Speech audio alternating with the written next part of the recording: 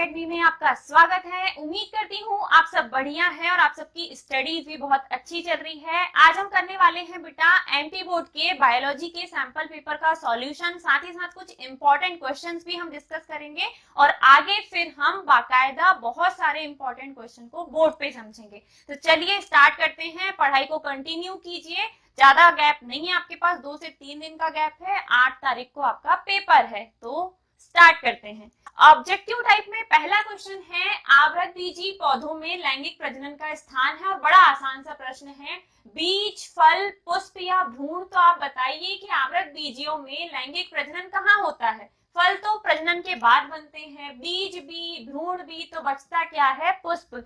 पुष्प ही वह स्थान है जहां पर लैंगिक प्रजनन होता है। अगले क्वेश्चन पर आते हैं, ऑन्कोजीन की सक्रियता से होने वाला रोग है। ये इंपॉर्टेंट क्वेश्चन है। ऑन्कोजीन की सक्रियता से होने वाला रोग टीबी, कैंसर, एड्स या अस्थमा। तो इसका राइट आंसर होगा क्या, कैंसर, और ये याद करके जाइएगा। चलिए बेटा अगले क्वेश्चन पर आते हैं। क्वेश्चन है, परागकोश के चित्र को देखकर आपको सही विकल्प का चुनाव करना है। ये है परागकोश का चित्र जो कि आपको दिया हुआ है। इसमें मुझे बताइए, ये सबसे बाहरी लेयर जो है इसे हम क्या कहते हैं, एपिडर्मिस। तो एपिडर्मिस तो दिया हुआ है सभी ऑब्जेक्टिव में। फिर अगली वाली जो लेयर है सी नंबर, इसको क्या कहते हैं, एंडोडर्मिस या एपिथीलियम। तो इसमें कहीं एंडोथीलियम दिखा रहा है क्या, हाँ दोनों में दिख रहा है, सभी में दिख रहा है। फिर अगले पे आते हैं, सी नंबर पे सबसे अंदर वाली लेयर को क्या कहते हैं, तो ये होती है मध्य परत। तो सी में मध्य परत है, बिल्कुल ये मध्य परत है। फिर अगले पे आते हैं, अगला वाला क्या है, सबसे अंदर आओ डी। ये डी क्या है, तो डी है बेटा टैपिटम। इसमें ना बहुत सारी चीजें मिसमैच दी हुई है, लेकिन इसका राइट आंसर क्या होगा,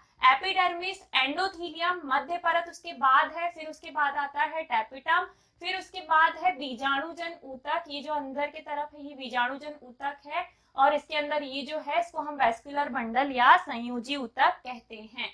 अब अगले क्वेश्चन पे आते हैं, इसका राइट आंसर क्या होगा, बी। मेरे ख्याल से ऐसे क्वेश्चन आपके एग्जाम में ना ही आए, तो ये रहा राइट आंसर, एपिडर्मिस, एंडोथीलियम, मध्य परत, टैपिटम और बीजाणुजन ऊतक। नेक्स्ट पे आए, अगला क्वेश्चन आपके सामने रहा, आनुवांशिक अभियांत्रिकी में आणविक कैंची की तरह उपयोग किया जाता है, और ये मैंने आपको बहुत अच्छे से एक्सप्लेन भी किया है। ऑप्शन आपके सामने है, DNA polymerase, DNA ligase, helicase या रेस्ट्रिक्शन एंडोन्यूक्लियस। तो आणविक कैंची की तरह रेस्ट्रिक्शन एंडोन्यूक्लियस का उपयोग किया जाता है। इसे प्रतिबंधन एंजाइम या आणविक चाकू या रासायनिक चाकू के नाम से भी जाना जाता है। तो राइट आंसर इसका क्या होगा, रेस्ट्रिक्शन एंडोन्यूक्लियस। अगला है, जनसंख्या घनत्व को किस रूप में निर्दिष्ट किया जाता है। पहला है डी, फिर पी, एन और डी। तो जनसंख्या घनत्व को बेटा एन के रूप में निर्दिष्ट करते हैं। टर्नर सिंड्रोम से ग्रसित व्यक्तियों में गुणसूत्रों की स्थिति होगी, मैं संख्या बोलने वाली थी, क्या होगी, 44 plus x, 44 plus x x y, 44 plus x y और 44 प्लस एक्स एक्स एक्स। फटाक से कमेंट करके बताओ, टर्नर सिंड्रोम तब होता है जब जो 23वां जोड़ा होता है उसमें एक एक्स की कमी रह जाती है। तो यहाँ एक्स की कमी कहाँ दिख रही है, option number A. Option number A आपका राइट आंसर होगा, क्योंकि इसमें क्या है, एक गुणसूत्र, एक एक्स की क्या हो गई, कमी।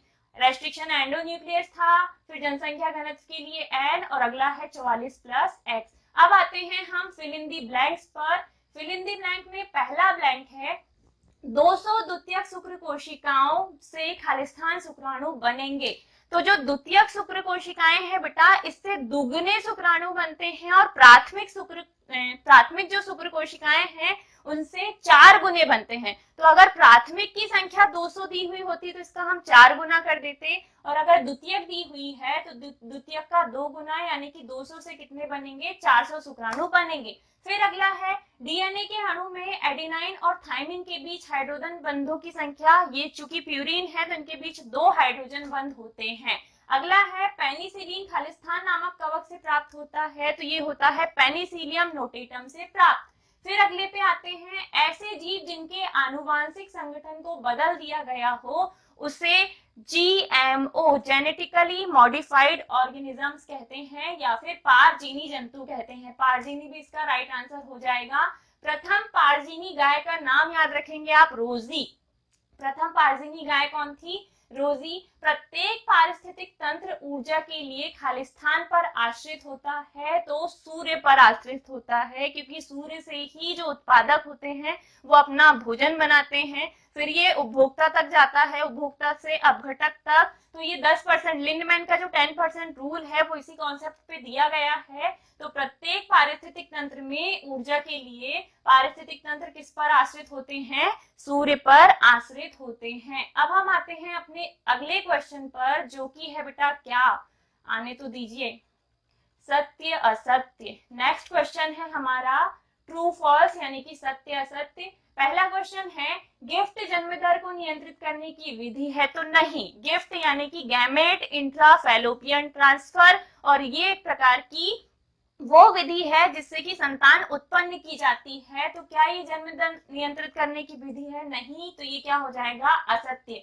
निएंडरथल मानव की कपाल गुहा 1400 सीसी आकार की होती है? हाँ, इनकी जो गुहा है वो 1400 सीसी की होती है। तो ये क्या हो जाएगा बेटा? सत्य। विश्व की कुल जैव विविधता में भारत की साझेदारी 8.1% है, ये क्या हो जाएगा? सत्य। सही में विश्व की कुल जैव विविधता में भारत की जो साझेदारी है वो 8.1% है। आते हैं अगले क्वेश्चन पर, ऊतक संवर्धन द्वारा हजारों की संख्या में पादपों को उत्पन्न करने की विधि सूक्ष्म प्रवर्धन या टोटीपोटेंसी कहलाती है। सूक्ष्म प्रवर्धन का अगला नाम आप याद रखोगे, इंग्लिश नेम होता है टोटीपोटेंसी। तो ऊतक संवर्धन द्वारा हजारों की संख्या में पादपों को उत्पन्न करने की विधि सूक्ष्म प्रवर्धन है, ये बात सत्य है। जी, जैव पीड़कनाशी पर्यावरण को नुकसान पहुंचाते हैं? बिल्कुल नहीं। बायो फर्टिलाइजर नुकसान नहीं पहुंचाते।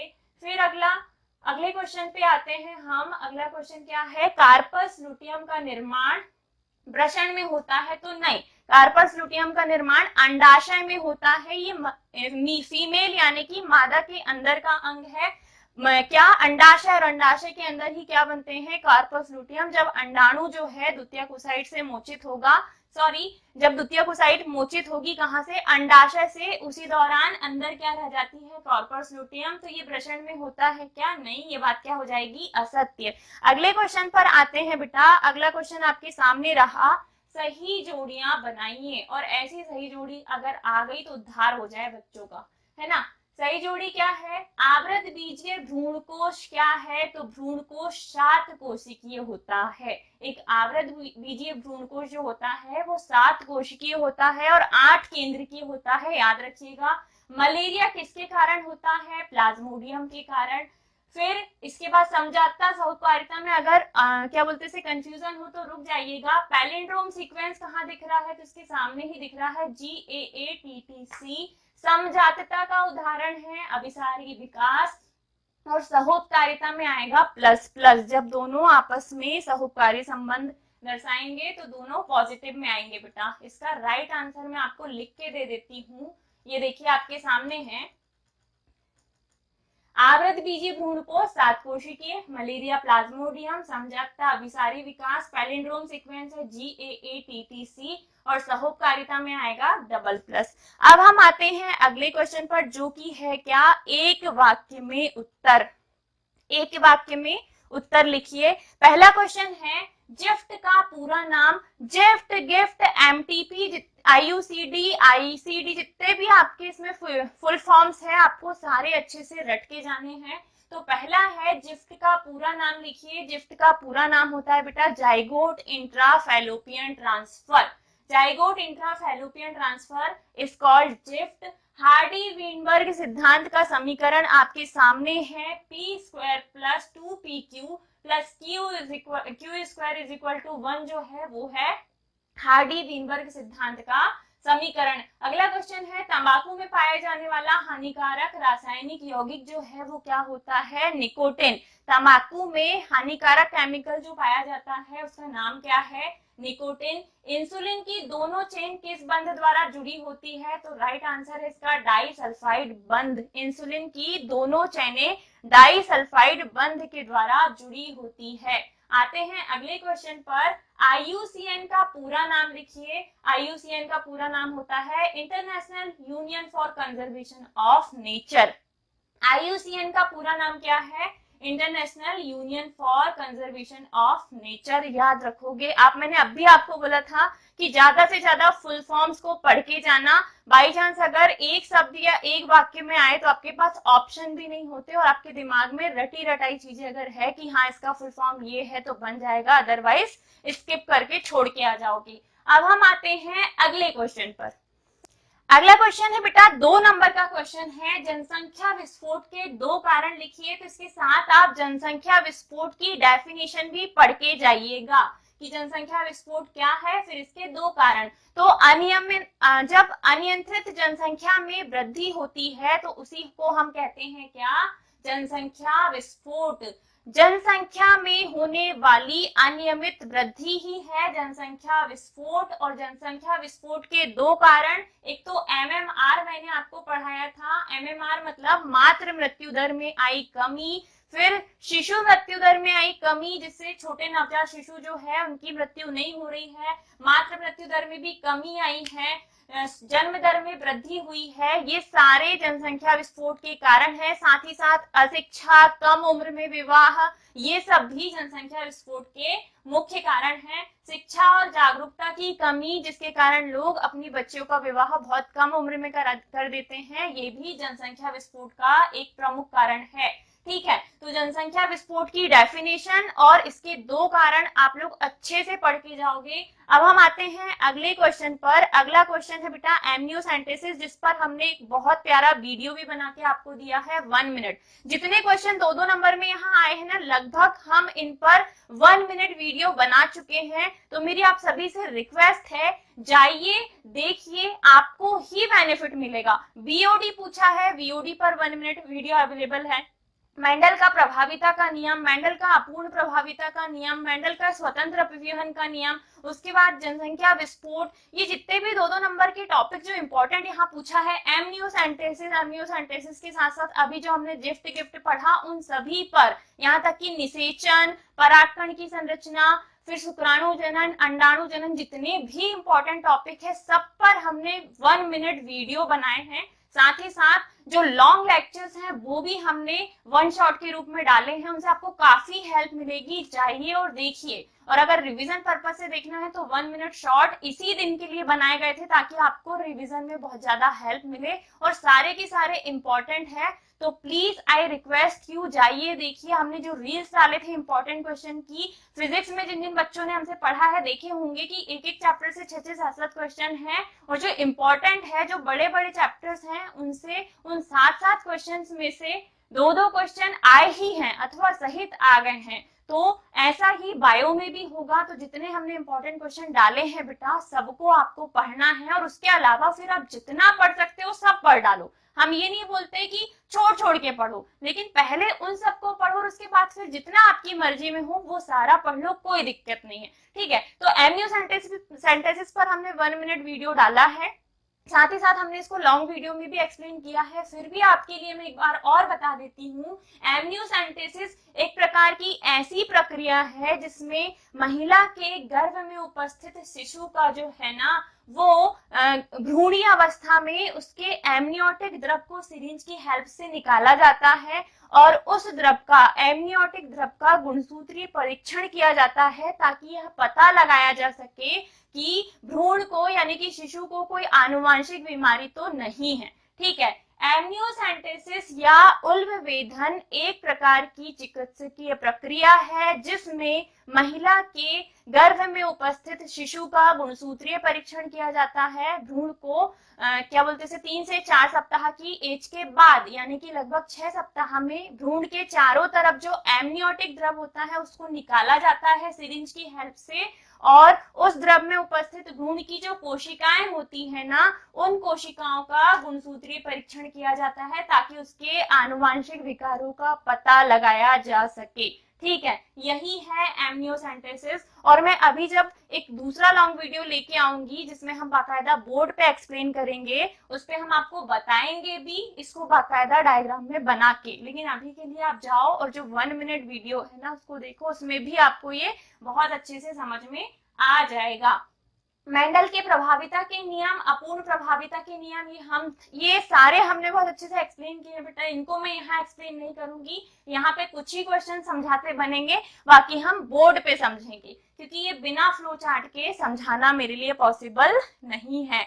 मैडम की तबीयत ठीक नहीं है, इसीलिए मैडम ने आज थोड़ी सी कायरी की और पीपीटी बना के यहाँ प्रेजेंट कर रहे हैं, बाकी हम बोर्ड पे अच्छे से समझाएंगे सारी चीजों को। तो प्रभाविता के नियम और अपूर्ण प्रभाविता के नियम ये आपके जिम्मे रहा, ये आपको पढ़ना है, बाकी मैं इसको बोर्ड पे एक बार और एक्सप्लेन कर दूंगी। अब हम आते हैं हमारे अगले क्वेश्चन पर, जो कि मेरे को यहाँ से बताना था, उसके बाद हम करेंगे समाप्त।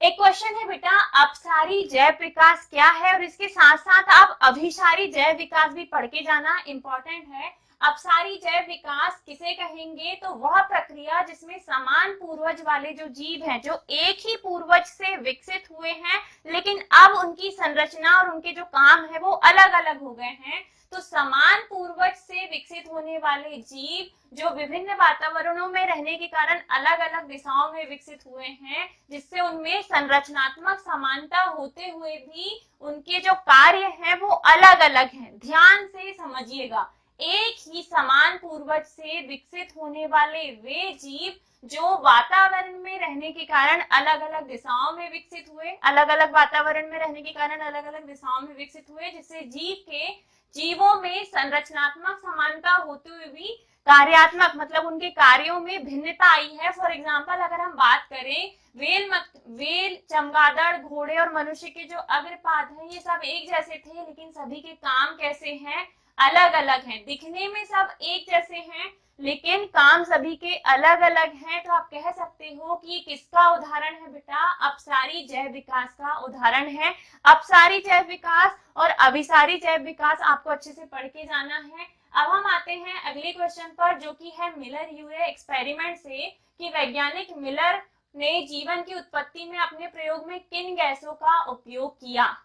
ठीक है, फ्लास्क वाला जो एक्सपेरिमेंट था मिलर का, उस एक्सपेरिमेंट में मिलर और यूरे ने जीवन की उत्पत्ति के संबंध में जिन गैसों का इस्तेमाल किया है ना, वो है बेटा मीथेन, अमोनिया, हाइड्रोजन और जलवाष्प। ये चार गैसों के नाम आपको याद रखने हैं मिलर यूरे एक्सपेरिमेंट में, कि मीथेन, अमोनिया, हाइड्रोजन और जलवाष्प, इन गैसों को एक फ्लास्क में भरकर विद्युत की चिंगारी दी गई थी और आदिम पृथ्वी का वायुमंडल तैयार किया गया था, जिससे कि बाद में इनकी आपसी क्रिया से ना एमिनो अम्ल और कार्बनिक यौगिकों का निर्माण हुआ था। और मिलर यूरे ने कहा था कि इस प्रकार ही जीवन की उत्पत्ति हुई है। क्यों? क्योंकि हमारी बॉडी में भी क्या होते हैं, एमिनो अम्ल बनते हैं, और हम कैसी कोशिका है, जीवित है। तो हमारे अंदर जीवन किनके कारण है बोलते, एमिनो एसिड के कारण। तो बस उनने इस एक्सपेरिमेंट में एमिनो एसिड बना दिया और एमिनो अम्ल बना, मतलब इन पदार्थों से, इन गैसों से ही जीवन की उत्पत्ति हुई होगी। ये मिलर यूरे की क्या थी, परिकल्पना थी। परिकल्पना अलग होती है जिसका कोई वैलिड प्रूफ नहीं होता। तो मिलर यूरे की परिकल्पना में जो चार गैसें यूज की गई वो थी मीथेन, अमोनिया, हाइड्रोजन और जलवाष्प। ये चार गैसों का इस्तेमाल किया गया। फिर आते हैं हम अगले क्वेश्चन पर, जिसमें बेटा बायोगैस की घटक गैसों के नाम आपसे पूछा है, साथ ही साथ बीओडी पूछा है। बीओडी को भी मैंने 1 मिनट लेक्चर में बहुत अच्छे से एक्सप्लेन किया है। अगर हम बात करें बायोगैस की घटक गैसों की, तो मीथेन, कार्बन डाइऑक्साइड, नाइट्रोजन और हाइड्रोजन, आपको इन चार गैसों के नाम याद रखने हैं। मीथेन, कार्बन डाइऑक्साइड, नाइट्रोजन और हाइड्रोजन। बाकी ये दो भूल भी गए तो कोई दिक्कत नहीं, लेकिन methane, carbon dioxide, nitrogen, hydrogen, ये चार गैसें बायोगैस में बनती हैं। बायोगैस संयंत्र में बनने वाली यानी कि उत्पादित होने वाली गैसों का जो मिश्रण है वो इस प्रकार है। इसमें मीथेन सबसे ज्यादा बनती है 50 to 75%, फिर आती है कार्बन डाइऑक्साइड, फिर नाइट्रोजन, हाइड्रोजन सल्फाइड भी बनती है और ऑक्सीजन गैस भी बनती है। और बीओडी की अगर हम बात करें तो आपको बीओडी में याद रखना है कि जल में मौजूद कार्बनिक पदार्थों को सूक्ष्म जीवों द्वारा विघटित करने के लिए आवश्यक ऑक्सीजन की मात्रा। ठीक है, एक टेम्परेचर पर आपको पानी को गर्म करना है और गर्म करने के बाद उस पानी के अंदर उपस्थित सूक्ष्म जीव जो करेंगे क्या, अपघटित करेंगे उन अशुद्धियों को। तो अपघटन के लिए उनको जितनी भी ऑक्सीजन की मात्रा की आवश्यकता होगी वही होती है बीओडी, और मैं इसको बहुत अच्छे से बोर्ड पे भी एक्सप्लेन करूंगी। आप चाहें तो अपना 1 मिनट जो शॉर्ट है वीओडी का वो जाके देख लीजिए, आपको वहां से समझ में आ जाएगा। बाकी के क्वेश्चन यहाँ समझाना पॉसिबल नहीं है, तो जितने भी इंपॉर्टेंट क्वेश्चन हैं हम इनको बोर्ड पे समझेंगे बहुत अच्छे से। बाकी यहाँ पे जो डाउट्स रह गए होंगे मैं उनको भी बोर्ड पे बहुत अच्छे से एक्सप्लेन करूंगी। एक्चुअली यहाँ पे मेरा उद्देश्य सिर्फ और सिर्फ जो 1 लाइनर फैक्ट थे उनको क्लियर करना था ताकि वो आपको अच्छे से समझ में आ जाए। तो आई होप इतना कंटेंट आपके काम का है, फिर आगे के इंपॉर्टेंट क्वेश्चन को हम अच्छे से बोर्ड पे एक्सप्लेन करते हैं। ओके, तो इतना आप पढ़िए। आगे की तैयारी के लिए इंपॉर्टेंट क्वेश्चन हमारी वेबसाइट पे, हमारे चैनल पे और साथ ही साथ यूट्यूब पे भी हमने डाल के रखे हैं, आप उनकी भी प्रैक्टिस कीजिए। फर्स्ट, सेकंड और थर्ड चैप्टर जो शुरू के हैं पुष्पे पादपों में, लैंगिक जनन, मानव जनन और मानव स्वास्थ्य और रोग, इनके हमने वन शॉट पूरे लेक्चर के डाले हैं, तो जाके वो भी देख लो, उनसे आपको काफी हेल्प मिलेगी। जो बड़े क्वेश्चन है 3 और 4 नंबर वाले उनके लिए, जो टफ चैप्टर है बेटा, वंशागति, विविधता के सिद्धांत, वंशागतिकी का आणविक आधार, फिर आगे जैव प्रौद्योगिकी और जैव प्रौद्योगिकी के अनुप्रयोग, ये 4 चैप्टर थोड़े से खतरनाक हैं आप लोगों के लिए। तो इनके जो जो इंपॉर्टेंट क्वेश्चन हैं जो 2 और 3 नंबर में बन सकते हैं, मैं इनको एक बार और एक्सप्लेन कर दूंगी। बाकी हमने वीडियोस में भी इंपॉर्टेंट क्वेश्चन में डाले हुए हैं, आप उनसे भी जाके प्रैक्टिस कर सकते हैं। आई होप आपको आज जितना भी मैंने समझाया है वो समझ में आया होगा, आपके लिए बेनिफिशियल होगा, समझ में आया है, अच्छा लगा है तो कमेंट करके जरूर बताइएगा। वीडियो लाइक करना मत भूलना, अपने दोस्तों को ज्यादा से ज्यादा शेयर करो ताकि उनको भी हेल्प मिले। और एक और बात, सैंपल पेपर से तैयारी करके जरूर जाना, अब आए या ना आए, लेकिन फिजिक्स के पेपर का हमारा एनालिसिस यही था कि पूछा जाएगा, तो उससे फंसे भी हैं, 4-5 क्वेश्चन सैंपल पेपर से आए हैं बेटा, तो तैयारी करने में कोई बुराई नहीं है। एक ज्यादा से ज्यादा 20 क्वेश्चन आपको पढ़ने हैं, उनको अच्छे से पढ़ो, पढ़ के जाओ, क्योंकि अगर आ गए तो आपको बड़ा दुख होगा और नहीं आए तो कोई बात नहीं, पढ़ ही तो रहे हैं, है ना। तो सैंपल पेपर से जरूर पढ़ के जाना, क्योंकि फिजिक्स में तो आए हैं, अब बायोलॉजी में देखते हैं और बाकी के इंपॉर्टेंट क्वेश्चन को हम नेक्स्ट वीडियो में कवर करते हैं। तब तक के लिए बने रहिए सरल एकेडमी के साथ, ख्याल रखिए अपना और तैयारी को बेहतरीन बनाइए। Tata, bye bye, take care, Radhe Radhe.